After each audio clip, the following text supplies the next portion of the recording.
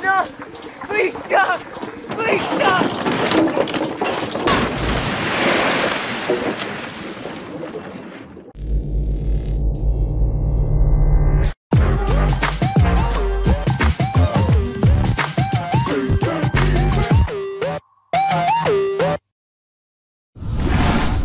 Film dimulai dengan aktor utama kita Joel Goodson yang sedang menceritakan perihal mimpinya yang selalu sama. Mimpinya berawal saat itu pulang sekolah dan mampir ke rumah tetangganya. Di sana ia menemui seorang gadis yang sedang mandi. Gadis itu adalah Kessler, seorang babysitter di rumah tersebut. Lalu seketika mimpinya berpindah ke sebuah ruang ujian. Saat itu ia terlambat mengikuti ujian dan beranggapan bahwa kini ia tidak akan bisa masuk universitas. Scene berganti ke dunia nyata. Malam itu, Joel dan teman-temannya sedang bermain poker. Miles, salah satu temannya Joel, bertanya apa yang terjadi antara Joel dan Kessler malam tadi.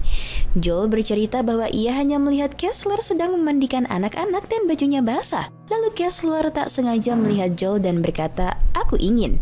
Namun, teman-teman Joel tidak mempercayai cerita itu dan malah mentertawainya. She looks up at me. She says, "I think I'm in the mood." Saat selesai bermain, Miles bercerita empat mata bersama Joel. Ia menyarankan Joel untuk bertindak nekat ketika ada peluang. Namun Joel menolak karena ia tak ingin bertindak gegabah dan membahayakan masa depannya. Lalu Miles kembali bertanya apakah benar besok keluargamu pergi ke luar kota. Joel berkata, ya, dan Miles sepertinya memiliki rencana dengan rumah Joel yang kosong.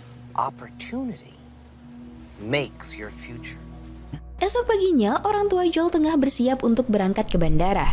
Mereka akan menginap di luar kota selama beberapa hari. Sebelum pergi, ayah Joel berpesan untuk tidak mengusik equalizernya dan memberitahu bahwa wawancara Joel untuk masuk ke Universitas Princeton akan berlangsung hari Jumat di rumah mereka. Lalu saat di bandara, ibunya berkata bahwa telah meninggalkan sejumlah uang untuk belanja dan tidak mengizinkan Joel menggunakan mobil sebab ia belum memiliki SIM. Lalu ibu dan ayah Joel pun berangkat.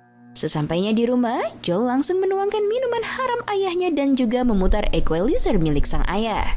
Keesokan paginya di sekolah, profesor sedang menjelaskan tentang mata kuliah perusahaan. Sedangkan Joel dan Barry tengah berbisik memperdebatkan bagaimana memulai proyek perusahaan mereka. Setelah scene berpindah saat di rumah, Glenn datang dengan maksud ingin menggunakan sebuah ruangan di rumah Joel untuk bertempur dengan pacarnya. Dengan berat hati, Joel pun mengizinkannya. Lanjut, Barry menjelaskan produk yang telah ia buat berupa sebuah benda pengingat pesan. Namun, saat berdiskusi, mereka terganggu dengan suara desahan Glenn di atas dan akhirnya memutuskan untuk pergi keluar. Joel dan Barry pergi menggunakan mobil ayah Joel. Mereka berkeliling dan memamerkan mobilnya kepada wanita-wanita di luar sana. Lalu mereka berpapasan dengan segerombolan anak yang mengajaknya untuk balapan. Joel pun menanggapi ajakan tersebut.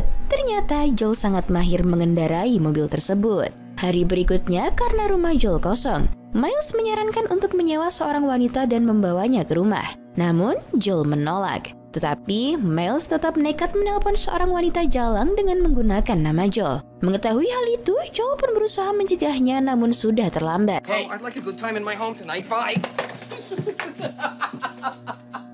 Malamnya ketika Joel sedang belajar, sebuah taksi datang dengan membawa wanita jalang yang ditelepon Miles tadi siang. Setelah membuka pintu, ternyata yang datang adalah wanita maco berkulit hitam bernama Jackie. Joel sangat ketakutan dan berbohong bahwa orang yang bernama Joel sedang tidak ada di rumah. Kemudian ia menelpon Miles untuk datang bertanggung jawab. Namun Miles malah bodoh amat. Akhirnya Joel mengambil jalan tengah dengan membayar kerugian Jackie dan menyuruhnya untuk pergi. Sebelum pergi, Jackie memberikan sebuah nomor wanita bernama Lana yang menurutnya sesuai dengan kriteria anak muda zaman sekarang. Sesaat kemudian, Joel bersiap untuk tidur. Sebelum tidur, ia berimajinasi sedang bertempur dengan Kessler. Namun mereka malah digerebek sekelompok polisi yang mengira Joel sedang menculik Kessler. Kemudian, ayah dan ibu Joel juga datang memintanya untuk melepaskan Kessler.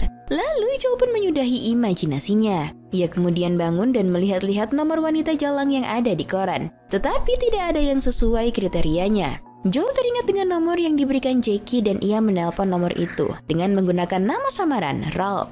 Joel terlihat sangat antusias menunggu kedatangan Lana hingga ia ketiduran. Kemudian Lana datang dan langsung masuk ke dalam rumah. Joel yang terbangun melihat Lana dengan penuh gairah. Langsung saja ia mendekatinya dan mereka pun mulai bertempur.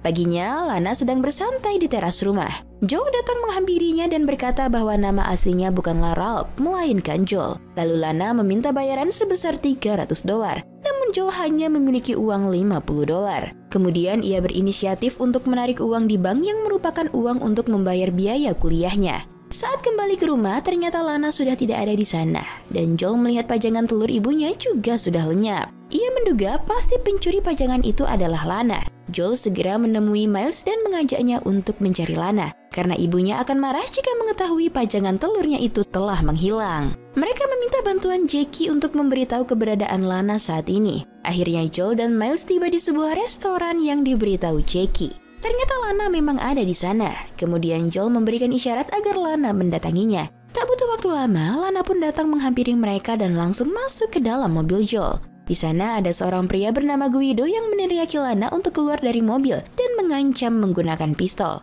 Tetapi Joel malah uji nyali dengan membawa kabur Lana yang ada di dalam mobilnya. Start the goddamn car, Joel!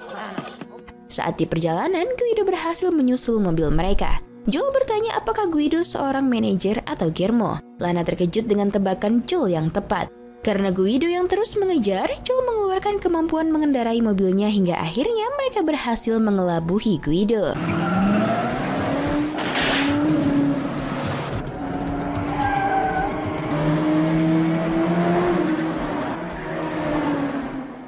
Esok paginya, Ibu Joel menelpon memberi kabar kepulangannya pada hari Jumat pukul 3:30. Sementara Lana saat ini sedang berada di rumah mereka. Lana bercerita ia telah berhenti dari Guido, tetapi Guido masih mengejarnya karena ia memiliki hutang saat dirawat di rumah sakit akibat penyakit jantung. Setelah sarapan, Joel meminta Lana untuk meninggalkan rumahnya dan mengembalikan pajangan telur milik ibunya. Namun Lana tidak bisa kembali ke rumahnya sebab Guido pasti sedang menunggu di sana. Akhirnya, Joel mengizinkan Lana untuk tetap tinggal dengan syarat apabila ada lagi barang yang hilang, maka Joel akan langsung memanggil polisi. Don't steal anything. Joel pun lalu bergegas untuk pergi ke sekolah. Saat ini ia sedang mengikuti ujian. Sementara Lana yang berada di rumah tengah melihat-lihat barang Joel dan juga memeriksa lemari yang ada di sana.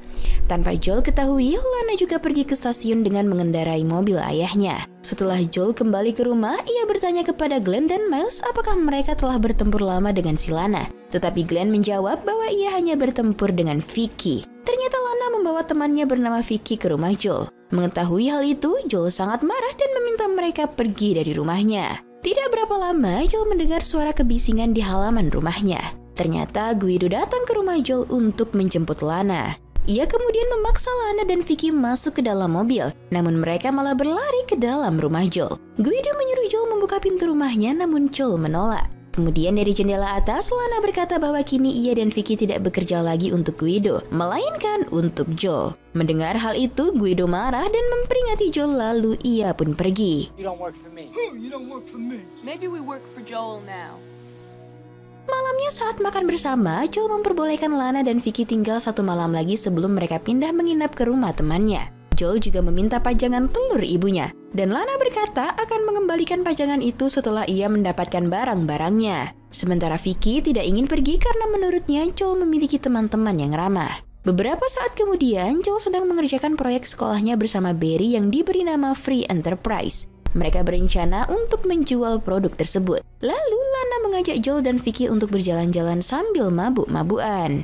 Beberapa saat kemudian, Joel dan Barry terlihat sudah mabuk berat. Lana dan Joel mengobrol berdua. Lana mengatakan bahwa ia berencana untuk menyewa rumah Joel sebagai tempat prostitusi. Namun, Joel tentu saja menolak. Lana terus menggoda Joel dan mengajaknya berpacaran. Sepertinya Lana sudah menyukai Joel yang masih polos. Kemudian Joel bertanya mengapa Lana meninggalkan rumahnya. Lana bercerita bahwa ia merasa terganggu dengan ayah tirinya. Joel juga bertanya lagi apakah Lana memiliki saudara. Dan Lana mengatakan ia memiliki satu saudara laki-laki yang masih bersekolah. Namun Lana merasa tersinggung dengan perkataan Joel dan pergi meninggalkannya. Sementara mobil Joel malah jalan sendiri karena ia lupa menggunakan rem tangan dan kuncinya juga tertinggal di dalam mobil. Joel berteriak meminta tolong hingga akhirnya mobil ayah Joel jatuh ke danau. No! Please stop! Please stop!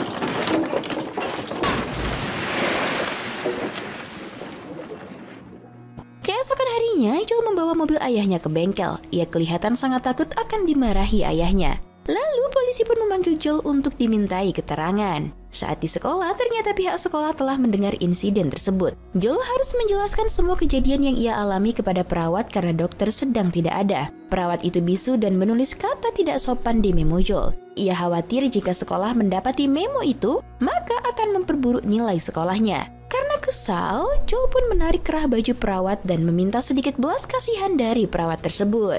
Just give me a break. Di luar, Barry bercerita kepada Miles bahwa Joel mendapat skorsing 5 hari dan diancam akan dikeluarkan dari sekolah. Akhirnya, Joel keluar dan meminjam sepeda Glenn, bergegas menuju stasiun kereta. Setelah turun dari kereta, ia menaiki taksi dan sampai ke rumah Lana dan Vicky. Joel akhirnya setuju dengan rencana Lana untuk menyewakan rumahnya sebagai tempat maksiat selama beberapa hari. Mereka merancang semuanya bersama-sama. Lana juga memanggil teman-teman PSK-nya untuk datang ke rumah Joel. Mereka menjadikan Barry sebagai akuntan. Lana di bagian produksi dan Joel di bagian pemasaran. Joel pun mencari konsumennya yaitu anak-anak muda seumurannya. Ia juga menyemangati anak-anak yang masih ragu dan takut untuk meniduri wanita PSK. Akhirnya, Joel dan Lana berhasil membuat rumah orang tua Joel menjadi tempat pelacuran. Rumah itu ramai dikunjungi anak-anak muda dan Joel kelihatan bahagia karena bisnisnya berjalan lancar. Joel, Hey, how you guys doing? good. Have a good time. No. Hey, Chuck. Di luar rumah, Bill Rutherford, orang yang akan mewawancarai Joel untuk masuk universitas, datang ke rumah. Ia heran kenapa rumah Joel dipenuhi wanita-wanita berpakaian minim. Lalu Lana memanggil Joel karena seorang tamu ingin menemuinya. Joel bertemu dengan Bill dan membawanya ke sebuah ruangan. Bill memulai wawancaranya dan membaca hasil ujian Joel. Ternyata nilai Joel belum cukup untuk masuk ke universitas impiannya. Namun, Joel berencana mengambil ujian susulan agar nilainya bertambah. Bill berkata nilai Joel tidak mengecewakan, namun belum bisa diterima di Universitas Princeton. Lalu Joel tidak putus asa dan ia memutuskan untuk masuk Universitas Illinois saja. Times you gotta say. Make your move. Sesaat kemudian, Joel tengah menyendiri di sebuah ruangan. Ia menyesal mengikuti saran Miles berkata, "What the fuck?" yang kemudian ia mengacaukan hidupnya. Lana mencoba untuk menghiburnya dan berkata bahwa kini Joel telah menghasilkan banyak uang dan menjadi orang nomor 1 di Future Enterprise.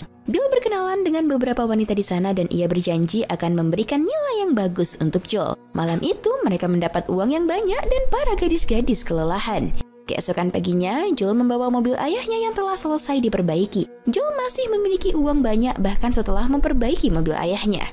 Setelah sampai di rumah, Joel melihat semua perabotan rumahnya lenyap hilang dicuri. Sementara orang tuanya akan tiba dari bandara 2 jam lagi. Dengan panik, ia lalu menelpon ke rumah Lana dan ternyata Guido sedang berada di sana. Guido berkata ialah yang mengambil semua perabotan di rumah Joel. Dan Guido juga mengancam bahwa Joel harus bersyukur ia hanya mengambil perabotannya. Karena jika tidak, ia akan mengambil kaki tangan bahkan kepala Joel.